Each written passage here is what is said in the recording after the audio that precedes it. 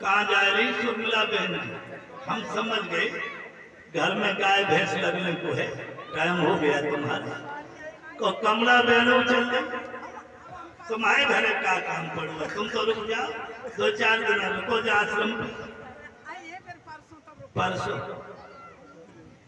परसों की कन्हैया कह गए आएगा कन्हैया। बोलो आनंद कंद भगवान की जय हो। आए जाइयो परसों टाइम और फिर भंडारू ही खाए के जाइए। मेरे भैया, महाराज उग्रसेन के घर में संतान नहीं है। एक दिन राजा उग्रसेन कचहरी छोड़ करके महलों के लिए चली। पवन रेखा कहने लगी, महाराज मैं आज आपसे कुछ कहना चाहती हूँ। क्या?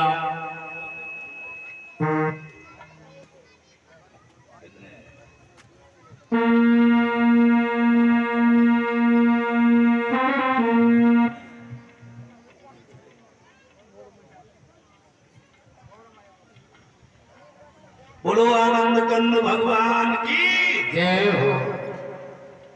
महाराज उग्रसेन महलों में पधारे।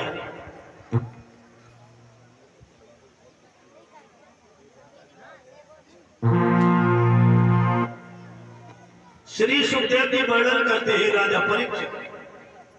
इसी बीच में प्रवीण यादव, विश्राम सिंह यादव के बेटा हैं प्रवीण यादव, इन्होंने भंडारे में एक टीम का सहयोग दिया।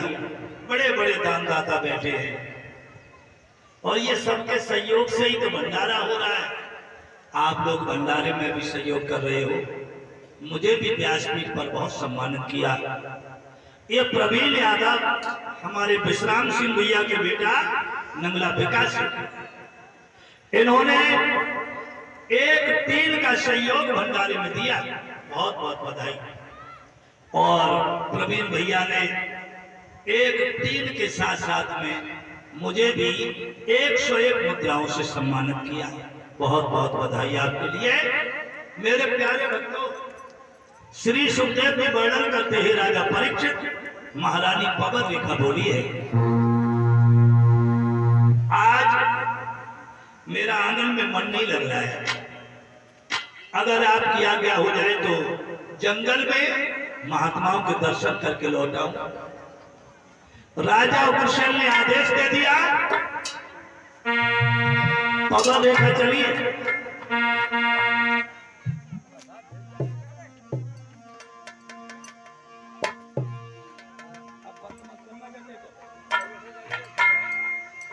हेलो।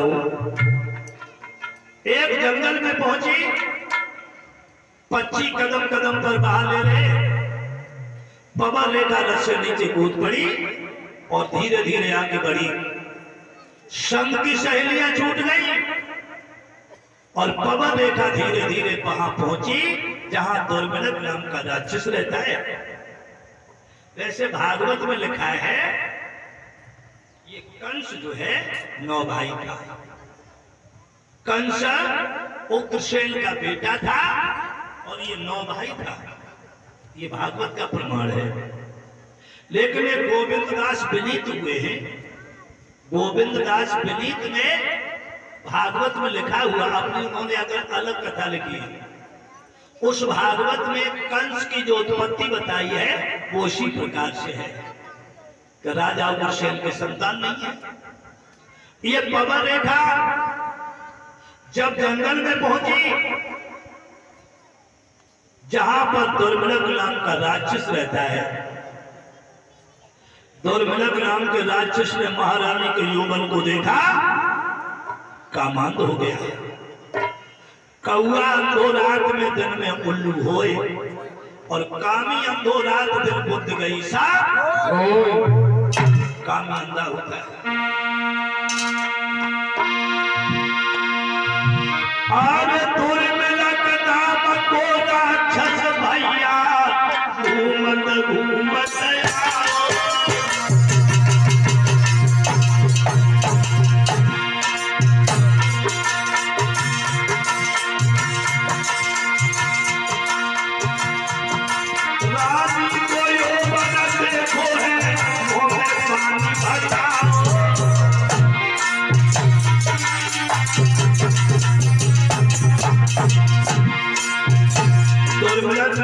राक्षस ने महारानी के यौवन को देखा। मेरे भैया महाराज हटोले विधवा को सही और मन में करे विचार करे हम रानी से संभो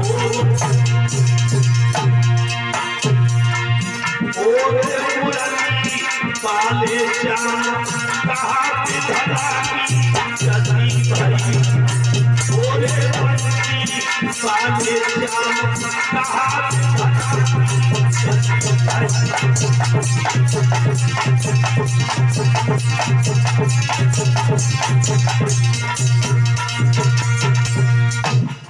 दौलमलक का राक्षस महारानी के यौवन को देख के कामांध हो गया।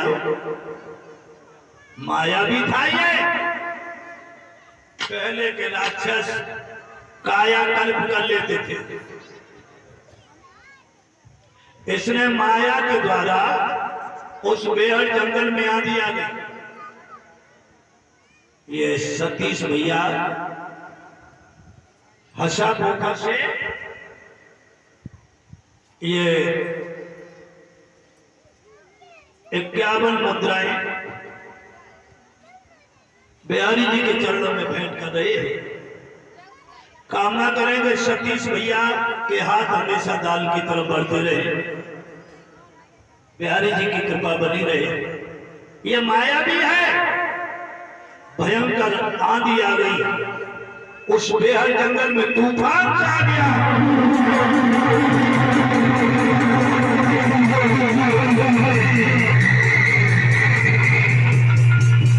एकदम से पकड़ देखा घबरा गई और कहने लगी बहना मुझे बचाओ, बहना मुझे बचाओ, ये शेर मेरी तरफ आ रहा है, बहना मुझे बचाओ।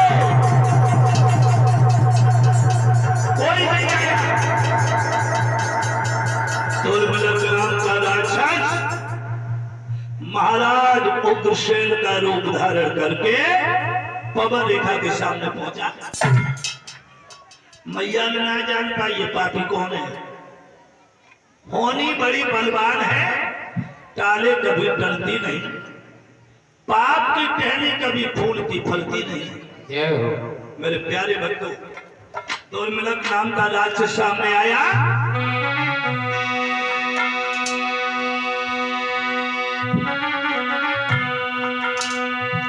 कहने लगा घबराओ नहीं, हम तुम्हारी रक्षा के लिए आ गए। पवन रेखा कहने लगी पिया आप बाइक महाराज उग्रसेन का रूप धारण करके पहुंचा। मेरे प्यारे भक्तों, आज उस पापी ने पवन रेखा से कहा घबराओ नहीं।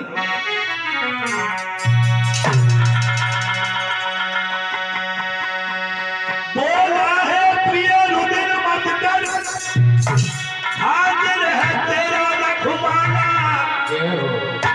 मेरे आगे सुख सदनी है, कौन भला है मतवाला।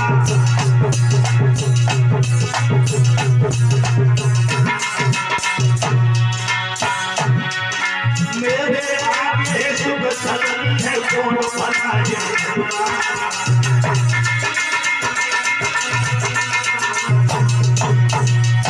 मैं तुम्हारी रक्षा के लिए आ गया।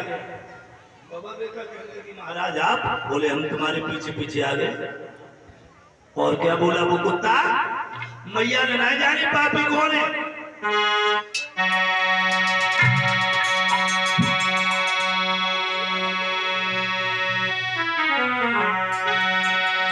याद ऐसे में चले नहीं, और ये भगवान किस काम की है।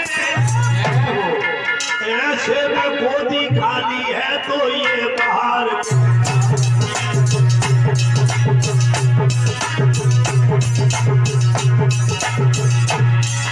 ऐसे में गोदी खाली है तो ये बाहर।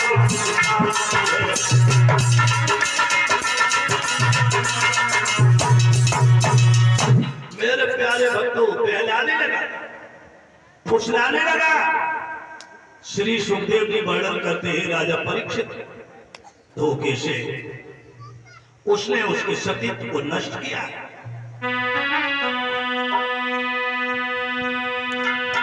धोखे से बाती चले और करो सती संभोग।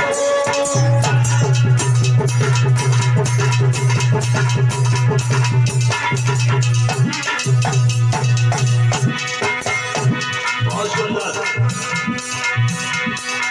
धोखे से बाती चले करो सती संभोग।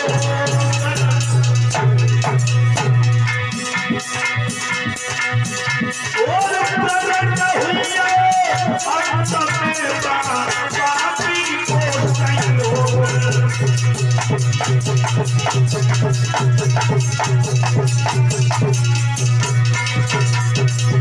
भैया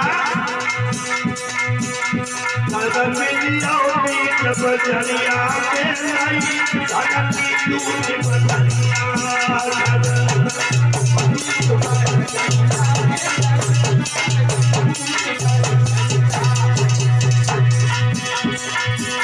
नगर में आओगी जब चलिया के नहीं धन की दूध बदलिया।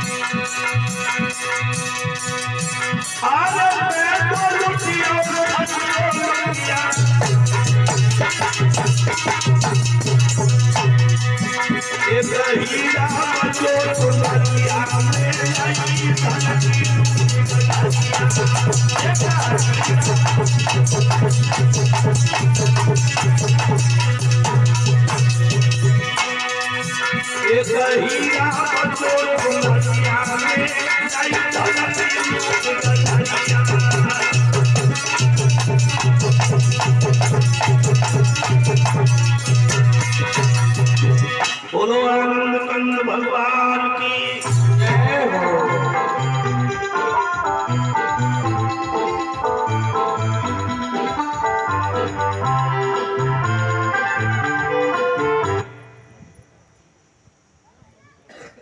और ये निक्की यादव माल्यार्पण करके, ये अशोक का बेटा है निक्की यादव, माल्यार्पण करके सम्मानित कर रहे हैं। और ये हमारे बड़े भ्राता किरंद भैया, उनके बेटा अशोक यादव और अशोक यादव की धर्म पत्नी माल्यार्पण करके ये पगड़ी पहना रही है। 101 मुद्राओं से व्यासपीठ पर सम्मानित करती हैं। कामना करेंगे अशोक की धर्म पत्नी के हाथ हमेशा दान की तरफ बढ़ते रहे, इनका स्वाद और सिंदूर अमर बना रहे। भैया श्री सुखदेव जी वर्णन करते हैं राजा परीक्षित आज धोखे से पतिव्रता के सतीत्व को नष्ट कर देता है। वो ये बच्चा अवश्य तैयार थोड़ी होगा, ध्यान रखना। आज पाप के राक्षस का रूप सामने आ गया। एकदम से पवन लेकर कहने लगी, ओए पापी कौन है तू?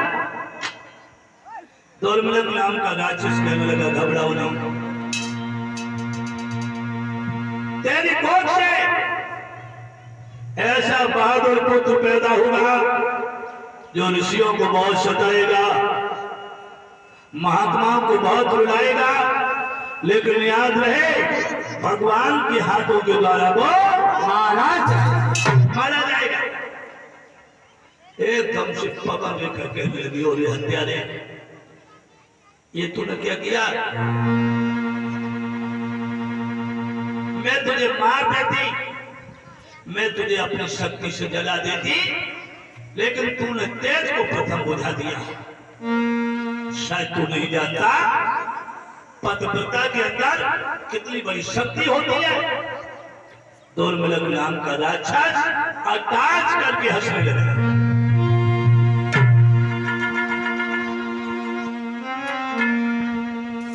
बाबा बेगा कहने लगी, हंस ले पापी, तेरे अंदर वो शैतान छुपा हुआ है। तूने मेरे सतीत्व को नष्ट किया, मैं तुझे श्राप देती हूँ। आज वो बाबा देखा दुर्मिलक नाम के राक्षस को श्राप देने लगी। कहने लगी, ओरे हत्यारे,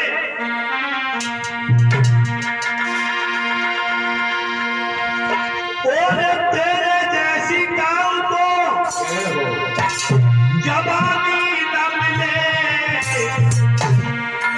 दुश्मन ऐसी जगह पे मरिए जहाँ पानी न मिले।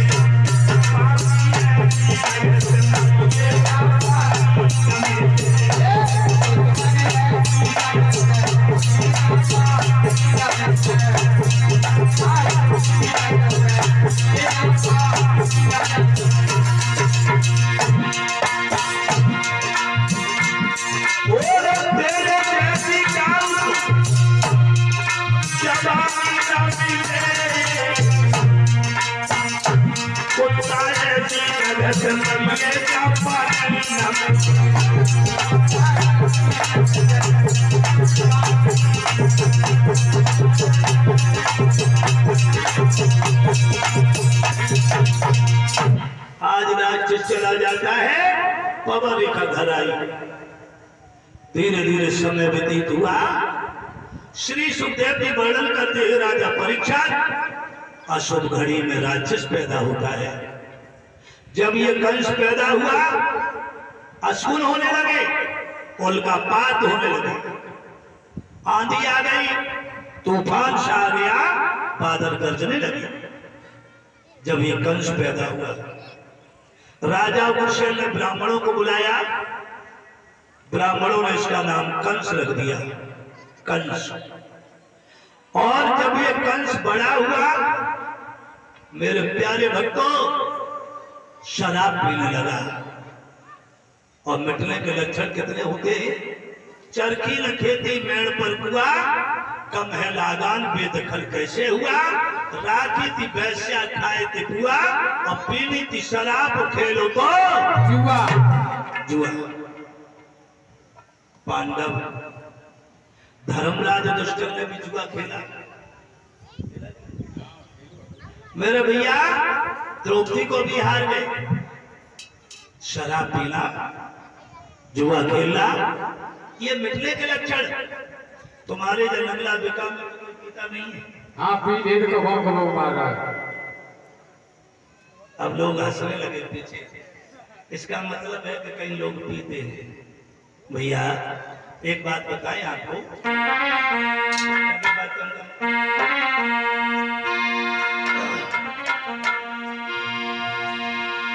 शराब पीने वाला कोई विद्वान नहीं होता है, और वेद शास्त्र और ग्रंथों का उसे ज्ञान नहीं होता है।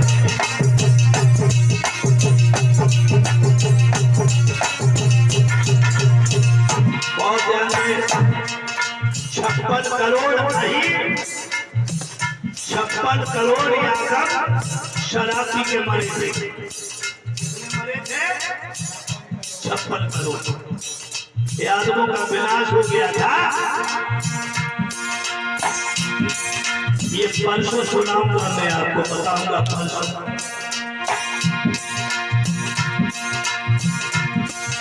बुरी आदतों से मानव धनवान नहीं होता है, और नशेबाज का दुनिया में समान नहीं होता है।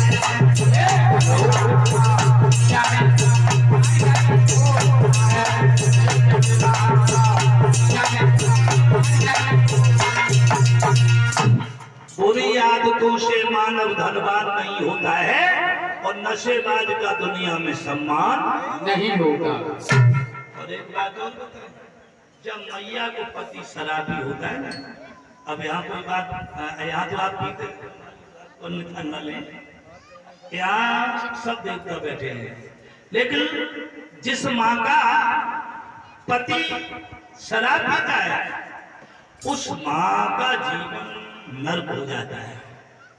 शाम को जब पति शराब पी के आता है तो वो अपने पति से कहते हैं, अच्छा क्या कहती है मालूम है?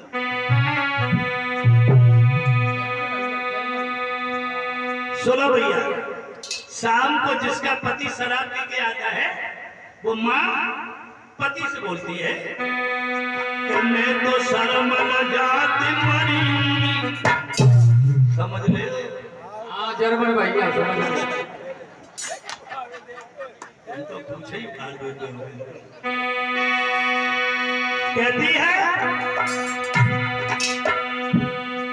कि मैं तो शर्म न जाती मरी, तुम्हें दारू की पड़ी सैया, शर्म न जाती मरी।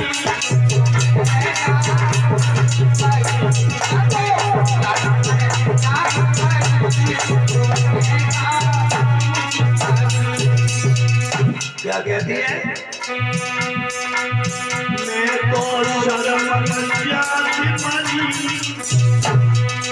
तुम्हें दारू की पड़ी सैया, शर्म न जाती मरी।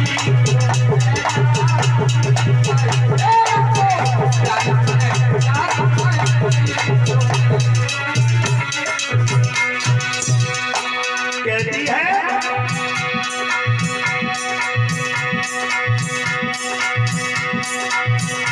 आगे कुंडल बेच दे, झुमका बेचे,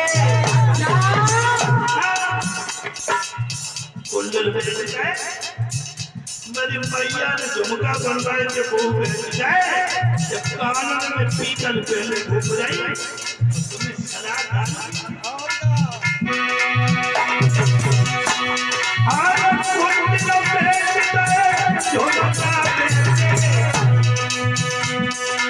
गई सोने की चूड़ी,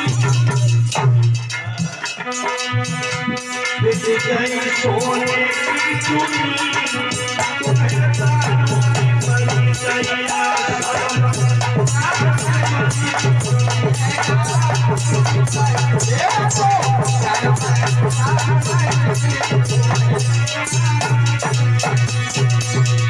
बड़ी दुखी होती है। और आगे कहती है सुनो महाराज, आगे रोज रोज पिया बताई पिया दो, तेरी आदत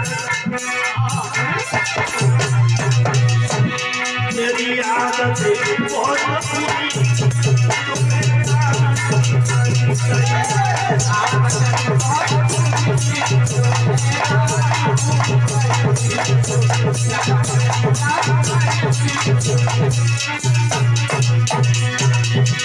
भैया जरमन शरमन, जरमन शरमन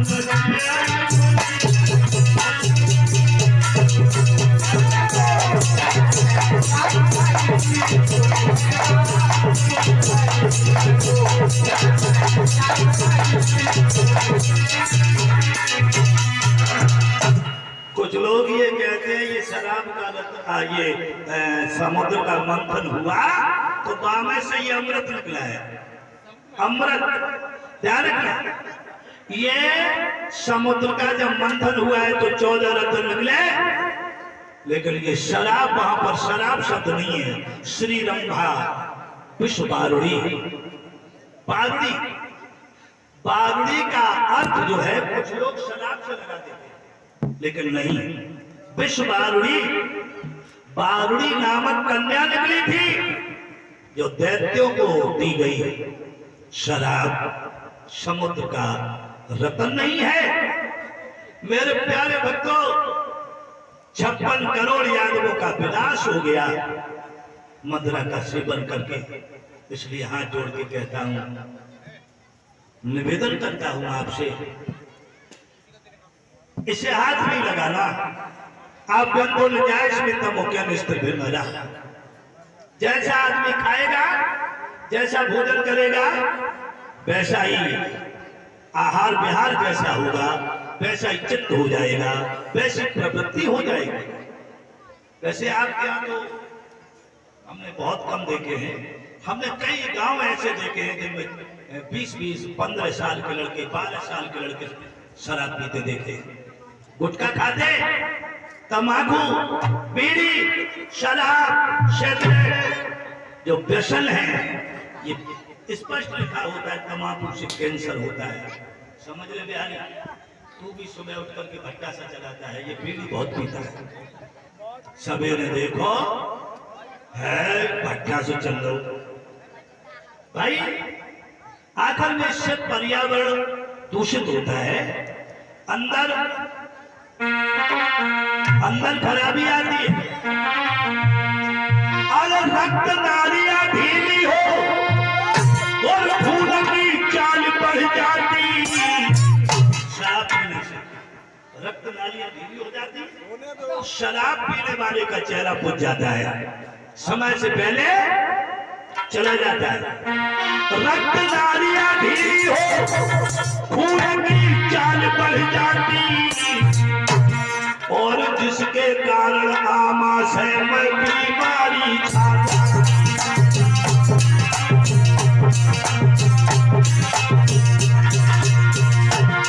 जिसके कारण आमाशय में बीमारी छा जाती।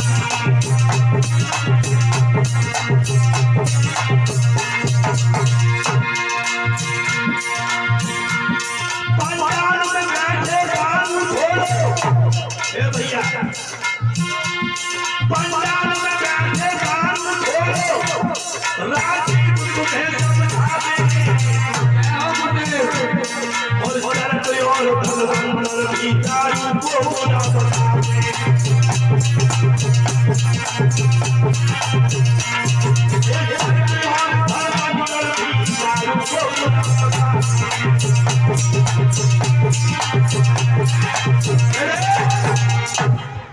पांडाल में बैठे दारू छोड़ो, राजीव तुम्हें समझावे। चर्क और धर्मांतर भी दारू को बुला बता दे।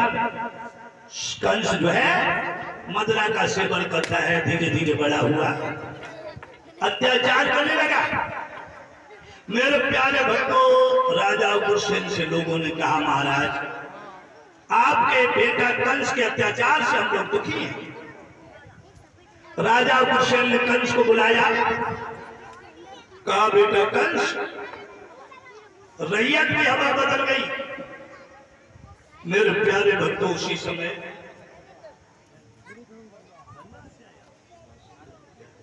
ये हमारे श्री कृष्ण चाचा जी बरुआहार निवासी, बरुआहार में हमारी बहुत कथाएं हुई हैं। ये बरुआहार की बहुत रिश्तेदारियां हैं, हाजीपुरा, नगला पिका, कई रिश्तेदारियां हैं। ये बरुआहार से श्री कृष्ण चाचा जी 101 मुद्राओं से मुझे व्यासपीठ पर सम्मानित करके गए। कामना करेंगे इनके हाथ दान की तरफ बढ़ते रहे। आज भरे समाज में कंस को बुलाया, कंस पहुंचा राजा उग्रसेन के पास। राजा उग्रसेन कहने लगे, बेटा सारी रैयत की हवा बदल गई, तुमने ऐसा कोई कार्य किया है, तुमने ऐसा कोई कार्य किया है जिससे तुम्हारे पिताजी के स्वाभिमान पर ठेस आ जाए। कंस कहने लगा, बूढ़े बाप, राज चलाते चलाते तुम्हारी बुद्धि भी बूढ़ी हो गई, शायद तुम नहीं जानते राज्य की सत्ता कैसे संभाली जाती है। उग्रसेन समझ गए ये दुष्ट है, और दुष्ट आदमी की न दोस्ती अच्छी होती है और न दुश्मनी अच्छी होती है। ध्यान रखना।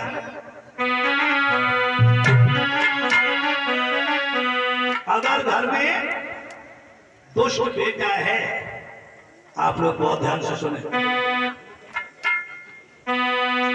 अगर घर में दुष्ट बेटा है, हरिदास महाराज ने 2 लाइनें लिखी हैं।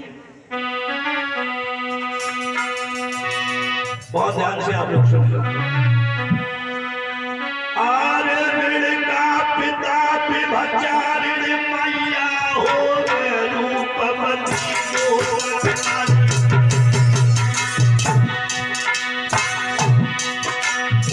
एक शब्द आप लोग ध्यान से सुने। अगर घर में सांप है,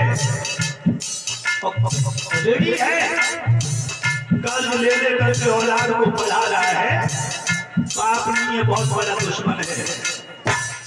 ऋण का पिता विभचारिणी माता, घर में अगर माँ है विभचारिणी है, वो माँ नहीं है, वो शत्रु है। ऋण का पिता विभचारिणी मैया हो रूपवती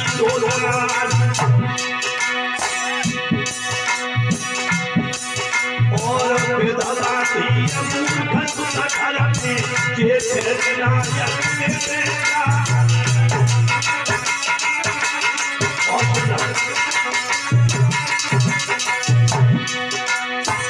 घर में घर में अगर विधवा लड़की है, घर में अगर विधवा की बेटी है और मूर्ख बेटा है, ये बिना अग्नि के तुम जला देंगे, बिना अग्नि के।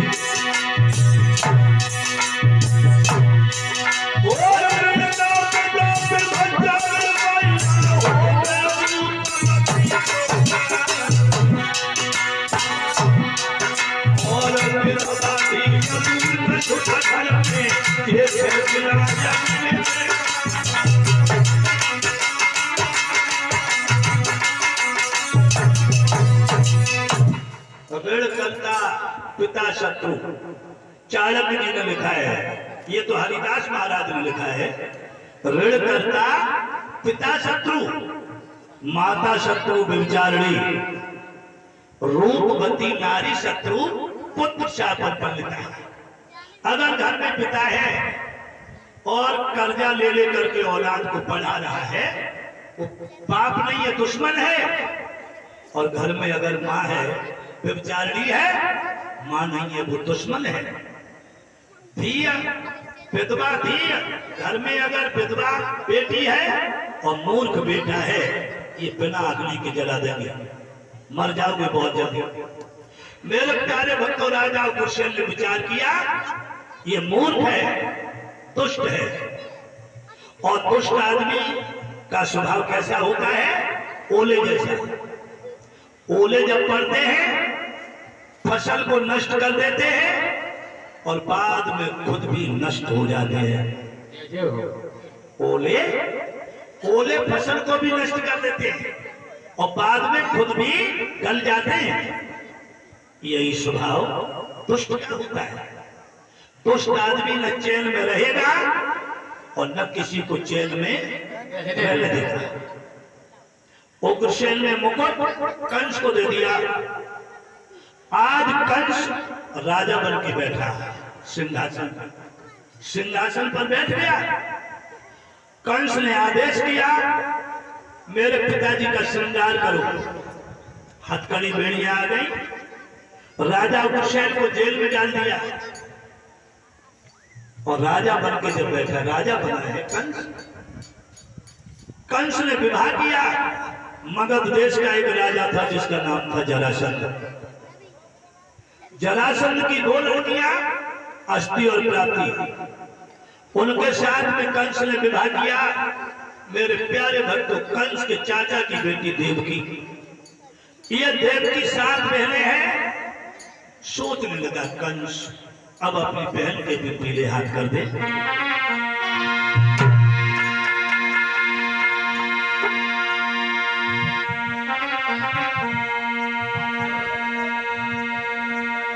बहुत प्यार करता है, देवकी को बहुत दुलार करता है।